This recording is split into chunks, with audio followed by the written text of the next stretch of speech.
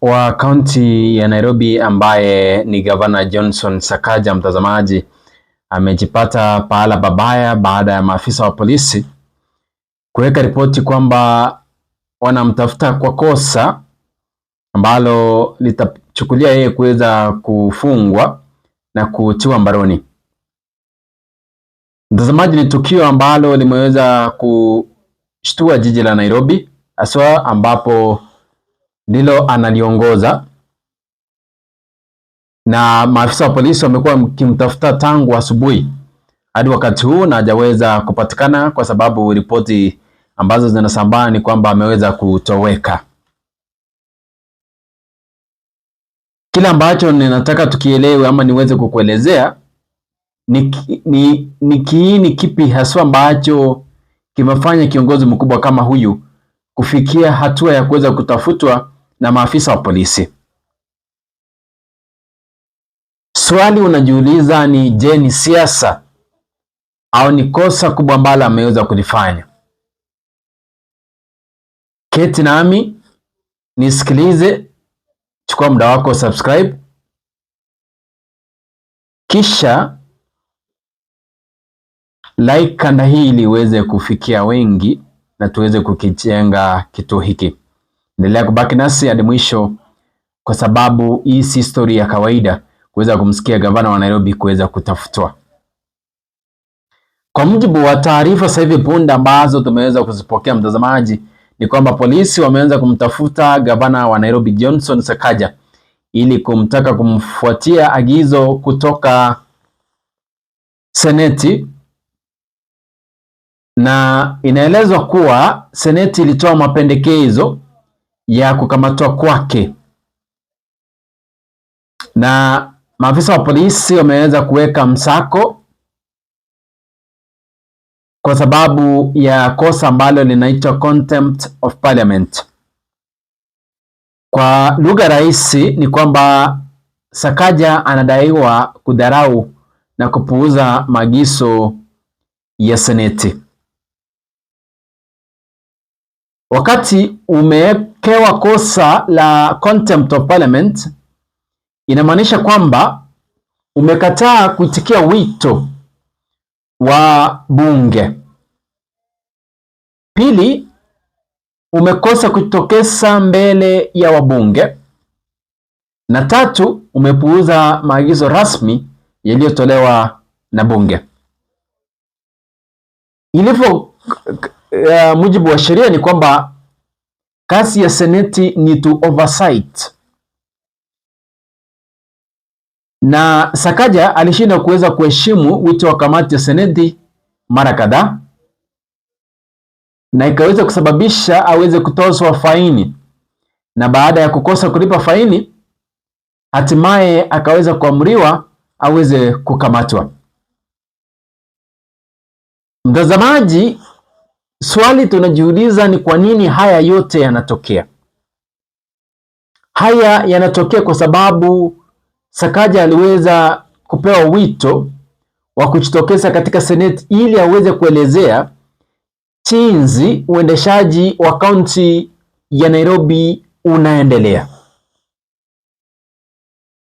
Pia akaweza kuitwa ili kueleza jinsi ameweza kutumia fedha na matumizi ya pesa ambazo zinakusanywa kila siku katika kaunti ya Nairobi. Na tatu, akaitwa aweze kuelezea kuhusiana na uwajibikaji wa serikali ya kaunti kuhusiana na mambo ama masuala ambayo haswa yanamuhusu mwananchi ambaye anaishi katika maeneo ya kaunti ya Nairobi. Lakini kilichoongeza moto zaidi ni kwamba Sakaja hakuweza kujitokeza, na sababu haswa hajaweza kuzipeana ni kwa nini hakuweza kujitokeza. Lakini kile ambacho nakifahamu ni kwamba magavana waliweza kuitisha press media na wakaweza kupeana ujumbe kwamba maseneta ambao wanafanya oversight ya county officials ni watu ambao wanapenda hongo zaidi. Naposema wanapenda hongo ni kwamba wanapenda ufisadi, na ikiwa haujaweza kufikisha ile target ambayo wanakuitisha, hivyo basi wanahakikisha kwamba wameweza kukuaibisha mbele ya wananchi ambao wanatazama ile oversight ambayo huweza kufanyika katika Seneti. Lakini kile ambacho kimeonekana wazi ni kwamba hii ni dharau ya taasisi ya serikali, na ndiposa Seneti imeweza kuamuru kwamba aweze kukamatwa na kuletwa mbele ya Seneti ili aweze kujibu maswali ambayo yanamngoja. Taarifa ambazo mtazamaji pia tumezipokea ni kwamba maafisa wa polisi walikita kambi karibu na City Hall ambapo gavana huyu wa Nairobi ukuwa na ofisi, na lengo lao kuu lilikuwa si kuweka ulinzi, bali ni kutaka kumkamata yule ambaye ni bosi mkubwa wa kaunti ya Nairobi ambaye ni gavana Johnson Sakaja.